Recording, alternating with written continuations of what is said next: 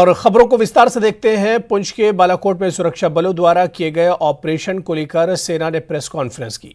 Press briefing में operation की जानकारी दी गई। ब्रिगेडियर रमेश कृष्ण ने मीडिया से बात करते हुए कहा कि इस सप्ताह घुसपैठ की 2 कोशिशों को नाकाम बनाया गया है। उन्होंने कहा कि आतंकियों को वापस पीएके की भागने पर मजबूर किया गया। सेना कमांडर ने कहा है कि आतंकियों को ढेर करके हमने बड़ी कामयाबी हासिल की। उन्होंने बताया कि मारे गए आतंकियों के कब्जे से हथियार बरामद किए गए, भारी मात्रा में हथियार और गोला बारूद बरामद किया गया है। वहीं सेना ने कहा है कि हम एलओसी पर पूरी तरह सतर्क हैं और दुश्मन को नापाक मंसूबों में कामयाब नहीं होने देंगे।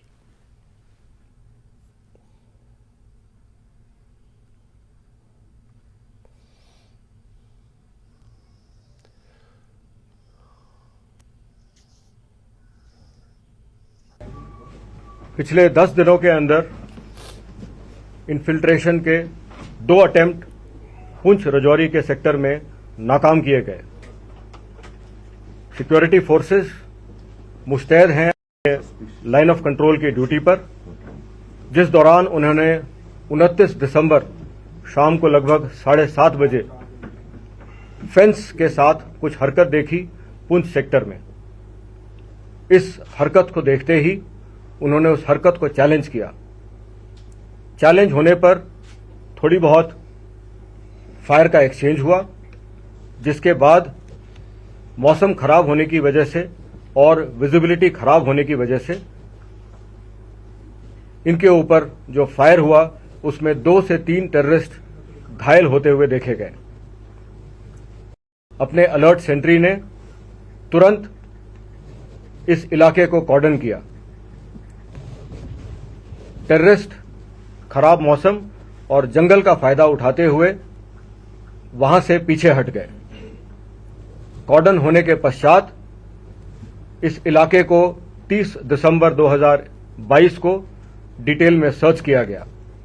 इस सर्च के दौरान 3 पिट्ठू उस इंसिडेंट साइट से रिकवर हुए। उस इलाके में काफी खून के निशान भी नजर आए। डिटेल्ड सर्च के दौरान इस इलाके में एक चौथा रिकवर हुआ और इसके अलावा कुछ फटे हुए कपड़े भी उस जंगल में मिले, जो कि लाइन ऑफ कंट्रोल के बहुत नजदीक था। कुल मिलाकर बहुत सारे वॉरलाइक स्टोर्स, क्लोथिंग और 48 से 72 घंटे के लिए रहने के लिए सामान भी बरामद हुआ, जिसमें से मेजर हथियार 2 पिस्टल, कुछ एमिनेशन, 2 नाइट विजन डिवाइस, एक बाइनोकुलर, एक कैमकॉर्डर जिसमें कि टेररिस्ट के काफी सारे पिक्चर्स थे, AK-47 के स्टील बुलेट, कॉम्बैट ड्रेस और गर्म कपड़े भी बरामद किए गए।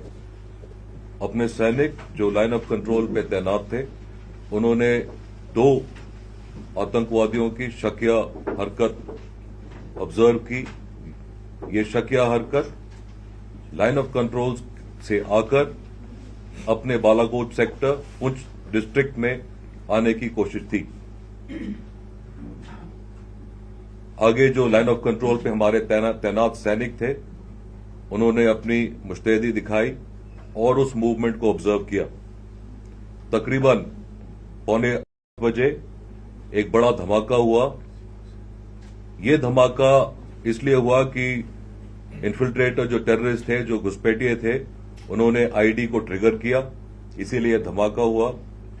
इस धमाके के तुरंत बाद करीब 8 बजने से 10 मिनट पहले अपने सैनिकों ने एम्ड फायर टेररिस्टों पे किया और टेररिस्टों को मार गिराया।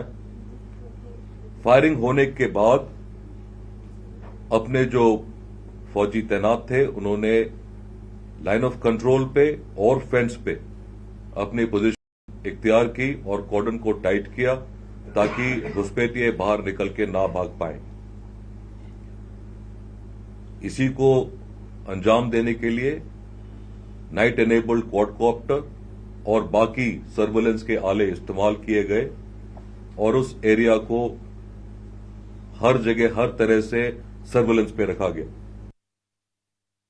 भारतीय फौज ने फिर एक बार पाकिस्तान की चाल को नाकाम कर दिया। उनकी जो हमाकत होती है लाइन ऑफ कंट्रोल पर या आईबी पर, उसको दोबारा से उन्होंने फाइल कर दिया। और आप देख सकते हैं जो 2 इन्फिल्ट्रेशन अटेम्प्ट्स हुए हैं राजौरी पुंछ सेक्टर में, उसमें कितना उन्होंने रिकवर किया है, या आप विजुअल्स में देख सकते हैं।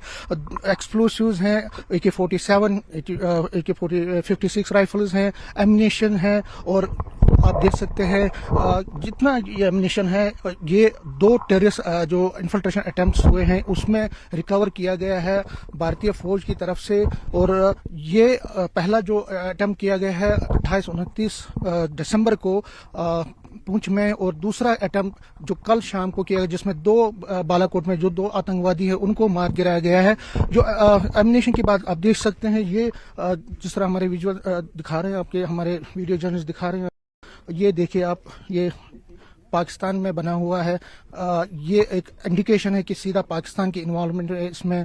ये एम्यूनेशन देखिए आप, पिस्टल्स देखिए। इस तरह से आगे बढ़ के आप जो चीज़ें वहाँ पे मिली हैं, जो रिकवरीज हुई हैं, ये ड्राई फ्रूट मिला है वहाँ से, इसी तरह से बोतल्स हैं, जूस हैं, वाटर है। इसी तरह से आगे चल के हम दिखा रहे हैं आपको किस तरह से जो एम्यूनेशन की जो गोलियां हैं, पिस्टल्स हैं, जो चाइनीज मेड पिस्टल्स हैं वहाँ पे मिली हैं। और उसके साथ साथ आप देख सकते हैं कि जो रेंज जो क्लोथिंग है, जो ब्लैक ड्रेस है, जो जितना भी एम्यूनेशन आर्म्स मिला है, एक बहुत बड़ी रिकवरी हुई है। ये देख सकते हैं शूज हैं वहाँ पे जो मिले हैं इन दोनों जगहों पे, जो आर्मी की तरफ से रिकवरीज हुई हैं। तो ये बिल्कुल आप देख सकते हैं कि जो रिकवरीज हुए, एक लार्ज क्वांटिटी ऑफ जिसको आर्म्स, एम्यूनेशन और बाकी जो चीज़ें हैं वो यहाँ से मिली हैं इन दोनों ऑपरेशंस में जो कि आर्मी ने चलाया, एक 28-29 में और फिर कल शाम को जो उन्होंने चलाए। सबसे ज़्यादा आप देख सकते हैं ये एक्सप्लोसिव्स हैं जो रिकवरीज हुई हैं कल इस जगह पे। आप देख सकते हैं जो वहाँ राइफल्स मिली हैं, राइफल्स भी मिली हैं इस ऑपरेशन में जो आर्मी ने चलाया है। तो कुल मिला के दोनों जगहों पे जो एम्यूनेशन, आर्म्स और एम्यूनेशन मिला है और जो चीज़ें मिली हैं वहाँ से, ये एक इंडिकेट करता है कि जो पाकिस्तान है वो संभलने का नाम नहीं ले रहा है। पाकिस्तान सीज फायर के नाम पे धोखा दे रहा है, और एक्चुअल में क्या है कि वो अपने जो मिलिटेंट्स हैं, अपने जो टेररिस्ट हैं, उनको बार बार यहाँ पे भेज रहा है।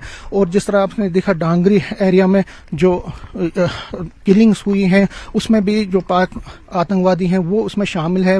उनकी भी कहा जा रहा है कि वो इन्फिल्ट्रेट करके आए थे। लेकिन कल शाम को जो 7 जनवरी कल शाम को जो बालाकोट में ऑपरेशन हुआ, उसमें आर्मी ने एक बहुत बड़ी सक्सेस हासिल की, 2 आतंकवादियों को मार गिराया, और जो एक बहुत बड़ा अटेम्प्ट था इन्फिल्ट्रेशन का वो फाइल कर दिया। लेकिन ये एक इंडिकेट कर रहा है कि जो पाकिस्तान है वो संभलने का नाम नहीं ले रहा है, और बार बार वो ये कह रहा है कि वो हिंदुस्तान के साथ बातचीत करना चाहता है, सारे मसलों को हल करना चाहता है। लेकिन जो ये एम्यूनेशन है, ये आर्म्स और एम्यूनेशन के साथ साथ जो वहाँ पे बाकी मटेरियल मिला है, ये एक इंडिकेट कर रहा है कि पाकिस्तान कि कथनी और करनी में बहुत ज्यादा फर्क है। देखिए ये एम्यूनेशन कितना, अगर ये यहाँ पे वो जो अपने ठिकानों पर पहुंचाते तो कितना खून खराबा होता। ऑलरेडी डांगरी में उन्होंने 7 मासूमों की जान ली, और हर जगह पे हम देख रहे हैं कि पाकिस्तान अपने आतंकवादियों को यहाँ भेजने की कोशिश कर रहा है और यहाँ पे खून खराबा करने की कोशिश कर रहा है। लेकिन जो ये एम्यूनेशन, ये जो आर्म्स मिले हैं, ये जो चीजें मिली हैं, उससे इंडिकेट कर रहे हैं। देखिए आप, चार्जर मिले हैं वहां से, ये चार्जर मिले, चाइनीज पिस्टल्स हैं, एम्यूनेशन देख सकते हैं आप। तो हर जगह ये चीज इंडिकेट कर रहा है कि पाकिस्तान जो है उसकी कथनी और करनी में फर्क है। लेकिन आर्मी के जवान बिल्कुल बहादुरी से पाकिस्तान के नए चैलेंजेस का मुकाबला कर रहे हैं। नए जो हरकतें उनकी LOC या IB पे उसका मुकाबला कर रही है।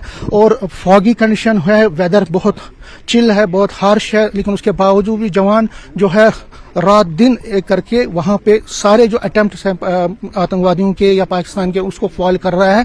और ये एक हमें दाद देनी पड़ेगी आर्मी के जवानों की। आर्मी के जो वहां पे जो LOC पे डिप्यूट हैं, उन्होंने इस भारी मिकदार में जो हथियार हैं उनको बरामद किया है। और आर्मी का ये भी कहना है कि आगे चल के उनका जो ऑपरेशन है वो चलता रहेगा, और ऐसी अगर कोई अटेम्प्ट आगे होती है तो उसको भी फॉइल किया जाएगा। कैमरामैन आशु के साथ में समीर भट्ट, न्यूज़ 18, मंजा, राजौरी। हम आपको बता दें कि इससे पहले सेना ने बालाकोट में घुसपैठ की एक बड़ी कोशिश को नाकाम बनाया था। यह ऑपरेशन कल शाम 7:45 बजे अंजाम दिया गया। दरअसल घुसपैठियों का एक समूह सीमा पार करने की कोशिश कर रहा था। सतर्क जवानों ने बाढ़ के सामने संदिग्ध गतिविधि देखी और इसके बाद ऑपरेशन करते हुए 2 आतंकियों को ढेर कर दिया। अब पूरे इलाके को घेरे में लिया गया है। आपको बताते चलें कि राजौरी और पुंछ जिलों में सुरक्षा बलों द्वारा अभियान जारी है। वहीं डांगरी में हुए आतंकी हमले में शामिल आतंकियों को पकड़ने का प्रयास किया जा रहा है। Public they coming though, so we will participate it. We have held a meeting with the SSP sir, and we will be representing. It is a part of the what do you say, national importance that we always devotedly and sincerely take part in this kind of celebrations. Kishtwar के एक ग्रामीण इलाके में आग लगने से 2 रिहायशी मकान बुरी तरह क्षतिग्रस्त हो गए। घर में रखी सूखी घास में आग लगी थी, जिसके कारण मोहार सिंह और सतीश कुमार की 2 मंजिला इमारतें नष्ट हो गईं। सेना और स्थानीय पुलिस ने काफी मशक्कत के बाद आग पर काबू पाया। बताया जा रहा है कि इस घटना में एक घोड़ा भी झुलस गया है। स्थानीय लोगों ने पीड़ितों के लिए मुआवजे की मांग की है। आज सुबह बहुत एक दुखद खबर पहुंची।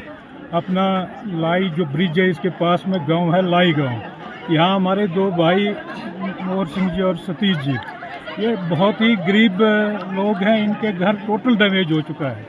तो हमारे यहाँ पूरे पार्टी के नौजवानों ने बहुत बड़े आए, तो इन्होंने यहाँ काम किया और इसमें आग बुझाने का बहुत अभी भी जवान काम कर रहे हैं और इन्होंने आग पर कंट्रोल। हमारे यहाँ पुलिस 17 RR के जवान, हम आर्मी के और पुलिस के बहुत आभारी हैं कि हर टाइम हर वक्त यहाँ पहुँचते हैं। और फायर ब्रिगेड वाले भी यहाँ पहुँचे। बेचारों को यहाँ रोड ना होने की वजह से थोड़ी दिक्कत आई हमें। तो मेरा डिस्ट्रिक्ट एडमिनिस्ट्रेशन से, खासकर DC साहब से अनुरोध रहेगा कि फौरी तौर पर इन गरीबों को जो राहत सामग्री है फौरी तौर पर पहुँचनी चाहिए।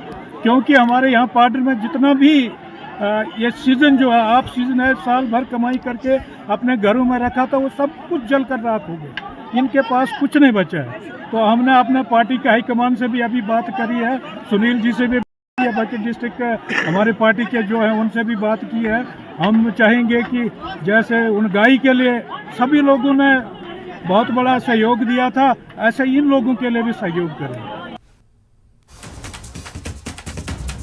और इस वक्त बड़ी खबर आपको बता दें कि हिमाचल में डीजल के दाम बढ़े हैं।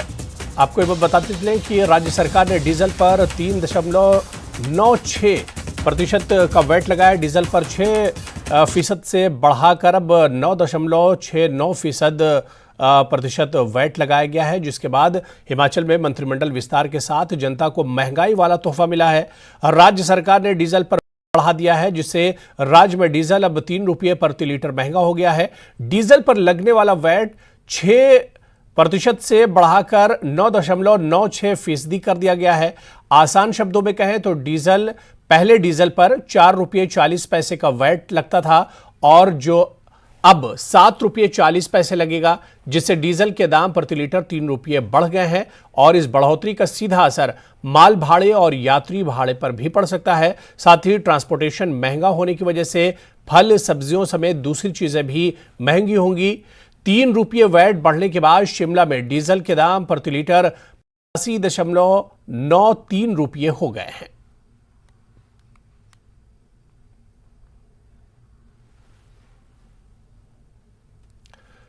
सत्ता में आने के महीने भर बाद आज हिमाचल प्रदेश में सुखविंदर सिंह सुक्खू मंत्रिमंडल का पहला विस्तार हुआ। मंत्रिमंडल विस्तार में कांग्रेस के 7 विधायकों को मंत्री बनाया गया है। वहीं 6 विधायकों को मुख्य संसदीय सचिव यानी CPS बनाया गया है। मंत्रियों को राजभवन में राज्यपाल राजेंद्र विश्वनाथ आलेकर ने शपथ दिलाई, तो CPS की शपथ CM सुखविंदर सिंह सुक्खू ने दिलाई।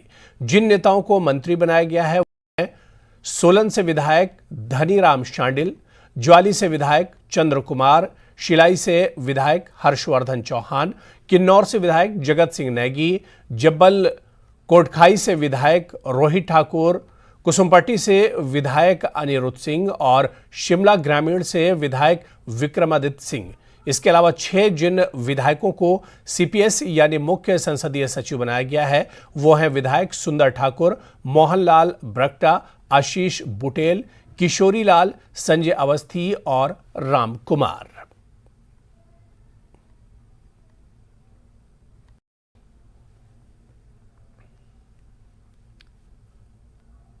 मंत्रिमंडल विस्तार के बाद सीएम सुखविंदर सिंह सुक्खू ने कहा कि मंत्रियों का चयन मेरिट के आधार पर हुआ है। जिन्हें मंत्री और सीपीएस बनाया गया है वो सभी स्वच्छ और ईमानदार छवि के नेता हैं। के लोगों को हमने आगे लाने की कोशिश की है, उनका व्यक्तित्व और उनके अनुभव को आगे लाने की कोशिश की गई है। मुझे बड़ी खुशी है कि मेरे मंत्रिमंडल में पहली बार मंत्री बन रहे हैं और सभी लोग युवा है, पढ़े लिखे हैं, अच्छी स्वच्छ छवि के हैं। सभी लोग हिमाचल प्रदेश की जनता को सेवा करना चाहते हैं। इस दृष्टिकोण से मंत्रिमंडल का विस्तार किया गया है। सीपीएस भी बनाए गए हैं, दिख रहा है 3 एक ही जिले से जो कैबिनेट मंत्री बनाए गए हैं। देखिए, 3 एक ही जिला की बात नहीं है, ये बात मेरिट की है और जहां मेरिट होती है वहां सब चीजों को उपेक्षा भी करनी पड़ती है। जिले में सीनियर लोग यही जीत कर आए हैं और जिन जिलों में सीनियर लोग हैं उनको हमने अधिमान दिया है। पहले मंत्रिमंडल में जहां सीपीएस बन सकते थे उनको भी हमने अधिमान दिया है। निश्चित तौर पर और भी जिलों को हम सबको अधिमान देंगे। आने वाले समय में जब मंत्रिमंडल का विस्तार होगा तो जो छूट गया उसमें भी विस्तार देंगे। मंत्रिमंडल सिर्फ 10% है, काम करने वाले 100% लोग होते हैं। इस दृष्टिकोण से अभी तो आज तो इन पोर्टफोलियो बांटने दीजिए, उसके बाद आपको बताएंगे। मंत्रियों के शपथ ग्रहण समारोह में कांग्रेस की प्रदेश अध्यक्ष प्रतिभा सिंह भी शामिल हुई। उन्होंने मंत्री बनने वाले सभी नेताओं को बधाई दी। बहुत बहुत शुभकामनाएं और बहुत बहुत बधाई। प्रतिभा सिंह जी भी हमें नजर आ रही है, अहम पल है, विक्रमादित्य आज मंत्री बन गए। सभी को मेरी तरफ से बहुत बहुत शुभकामनाएं और बहुत बहुत बधाई। मंत्रिमंडल में एक ही जिले शिमला से 3 विधायकों को मंत्री बनाया गया है, जिसे लेकर मंत्रिमंडल में संतुलन पर सवाल उठ रहे हैं। मगर डिप्टी सीएम मुकेश अग्निहोत्री ने कहा कि मंत्रिमंडल बेहद संतुलित है और सरकार अच्छे से काम करेगी। सर, क्या कहना चाहेंगे, आज 7 मंत्री जो है कैबिनेट के रूप में उन्होंने शपथ ली है। जिस बात का आपको इंतजार था आज वो पूरा हो गया है। आज मंत्रिमंडल की फर्स्ट एक्सपेंशन हुई है और 7 मंत्री उसमें लिए गए हैं। 6 लोग जो हैं चीफ पार्लियामेंट्री सेक्रेटरी बनाए गए हैं। सर, काफी डिस्कशन हुआ, लंबी चौड़ी बहस हुई, अंत समय मीडिया को भी कोई बहस नहीं थी, कोई डिस्कशन नहीं, कोई ऐसा वो नहीं है। कांग्रेस पार्टी पूरी तरह मजबूत है, एकजुट है, सशक्त है और पूरे 5 साल तक यहाँ पे शासन करेगी। संतुलन नजर नहीं आ रहा है, एक ही जिले से 3 जो है कैबिनेट रैंक के मंत्री। नहीं, अब अगर दूसरी तरफ से chief minister, deputy chief minister आए हैं तो संतुलन तो बना है। तो अभी क्या ये जो चीफ पार्लियामेंट्री सेक्रेटरी भी लगे हैं तो अभी और एक्सपेंशन की हम जो है संभावना जता रहे, क्योंकि 3 तो आपको पता है कि chief minister, deputy chief minister plus 7 cabinet तो 9 लोग हुए हैं। 3 लोग तो वैसे 3 सीटें वैसे ही खाली हैं। स्पीकर बने हैं, डिप्टी स्पीकर की पोस्ट खाली है, तो ये तो निरंतर प्रक्रिया है। सर, एक वायरल चिट्ठी चले, कथित तौर पर हम कह रहे हैं, क्या है सर? वो कोई फेक लेटर है कि ना उस पर कोई ऊपर मुख्यमंत्री के कार्यालय की बात है, ना नीचे सिग्नेचर है। सरकार में कोई द्वंद नहीं है, मैं आपको बिल्कुल स्पष्ट बताता हूँ। एकजुट है मुख्यमंत्री, डिप्टी चीफ मिनिस्टर दोनों जो है प्रदेश के विकास और कल्याण के लिए समर्पित हैं। प्रदेश को आगे ले जाना है, इसलिए कोई भी अफवाह, कोई भी साजिश, कोई भी षड्यंत्र किसी भी ढंग से कामयाब नहीं होंगे। तो यहाँ उप मुख्यमंत्री कह रहे हैं कि संतुलन जो है बनाया गया है और यहाँ पर ये भी कह रहे हैं कि कोई जो है द्वंद नहीं है और संतुलन यहाँ पर बनाकर रखा गया है। अब देखना होगा कि ये कैबिनेट जो है किस तरह से काम करती है। शिमला से कैमरा सहयोगी दीपक राणा के साथ रणबीर सिंह, न्यूज़ 18 हिमाचल। सुखविंदर कैबिनेट में मंत्री बनाए गए चंद्र कुमार कांग्रेस से सीनियर मोस्ट नेताओं में से एक हैं। वो 6ठी बार विधायक बने और एक बार सांसद भी रहे। चंद्र कुमार ने कहा कि सरकार जनता की उम्मीदों पर खरा उतरेगी। पहले तो दिल्ली की हाईकमांड का, श्रीमती सोनिया गांधी का, राहुल गांधी, प्रियंका गांधी का और हमारे यहाँ के नौजवान प्रत्याशी हमारे मुख्यमंत्री श्री सुखविंदर सिंह सुक्खू जी का और नितेश अग्निहोत्री का और जहाँ की हमारी कांग्रेस पार्टी की अध्यक्षा श्रीमती प्रतिभा सिंह का बड़ा सभी का मैं आभारी हूँ कि उन्होंने मुझे फिर एक बार हिमाचल प्रदेश में एक कैबिनेट मिनिस्ट्री के रूप में जो है वो लोगों की सेवा करने का मौका दिया। सर, आपका अनुभव रहा है, आप किस तरह से संतुलन देखते हैं, चाहे सीपीएस के रूप में चाहे मंत्री के रूप में? देखिए, अभी हमारे 7 मंत्रियों ने जो है वो शपथ ली है। अभी और भी गुंजाइश है, तो अभी तो ये विस्तार चलता रहता है। तो इंशाल्लाह जो भी जिनको भी अभी शपथ लाई गई है सब नौजवान हैं, अच्छे लोग हैं, 4-4, 5-5 बार विधानसभा में आए हैं और निष्ठा से ईमानदारी से काम करेंगे। और हम चाहते हैं कि जो परिस्थितियों में है उसमें हम लोगों की सेवा जो है वो करना चाहते हैं और उनकी उम्मीदों के अनुसार जो है वो काम करना चाहते हैं। सर, कांगड़ा सबसे बड़ा जिला है, उसमें से तो आपको ही मंत्री बनाया गया है, तो आपको लगता नहीं कांगड़ा को दरकिनार किया जा रहा है अभी? नहीं, ऐसी कोई बात नहीं है। और भी अभी आगे का जो मंत्रिमंडल विस्तार होगा उसमें जो है वो हमने पूरी हैं, ऐसी कोई निराशा की बात नहीं। चंद्र कुमार के साथ ही राज्य कांग्रेस के दूसरे senior most leader Dhaniram Shandil को भी मंत्री बनाया गया है। सोलन सीट से जीत की हैट्रिक लगाने वाले शांडिल ने कहा कि सब का आशीर्वाद है। Thank you so much. ये सब जनता का आशीर्वाद है। जो पद भी है ये जनता का ही है, जनता के लिए काम करेंगे और जनता के लिए ही समर्पित हैं। तो इसमें मैं समझता हूँ कि लोकतंत्र की ये शोभा है, लोकतंत्र की ये सुंदरता भी है कि हमें लोग चुनकर यहाँ बिठाते हैं और हम विकास करते हैं, भरपूर विकास करते हैं लोगों की आशाओं के अनुरूप। धन्यवाद। तो वहीं किन्नौर से जीत की हैट्रिक लगाने वाले कांग्रेस विधायक जगत सिंह नेगी को भी मंत्री बनाया गया है। नेगी ने कहा कि जनजातीय क्षेत्रों का विकास उनकी प्राथमिकता होगी। जब आप स्पीकर थे उस वक्त भी जो है हम आपसे चर्चा कर रहे थे, तो क्या कहना चाहेंगे? पहली दफा जो है आप मंत्री बने। पहले तो मैं आपके चैनल के माध्यम से हिमाचल प्रदेश की प्रबुद्ध जनता का बहुत बहुत धन्यवाद करता हूं, क्योंकि पिछले 5 सालों में जिस तरह से लोकतंत्र का हनन हुआ, जिस तरह से संविधान की धज्जियां उड़ाई गई भाजपा के जयराम की सरकार ने, और हिमाचल की जनता ने दोबारा से लोकतंत्र की बहाली में अहम भूमिका निभाई है, उसके लिए हिमाचल की जनता को मैं सलाम करता हूं। किन्नौर को आपको लंबा इंतजार करना पड़ा? नहीं, इंतजार तो लंबा नहीं था। आप जानते हैं बीच में बीमारी के कारण जो है मुख्यमंत्री के जो है कोरोनाग्रस्त होने से थोड़ा लंबा जरूर हुआ है, परंतु अब बीमारी का तो कोई किसी के लिए किसी के बस में नहीं है। पोर्टफोलियो क्या चाह रहे? जाहिर सी बात है कि कोई भी अभी मिलेगा, लेकिन आपकी प्राथमिकताएं क्या रहेगी? केवल किन्नौर में भी बहुत सारी समस्याएं, परेशानियां हैं, और अब पूरे हिमाचल को किस तरह से ये सुक्खू मंत्रिमंडल चलाएगा?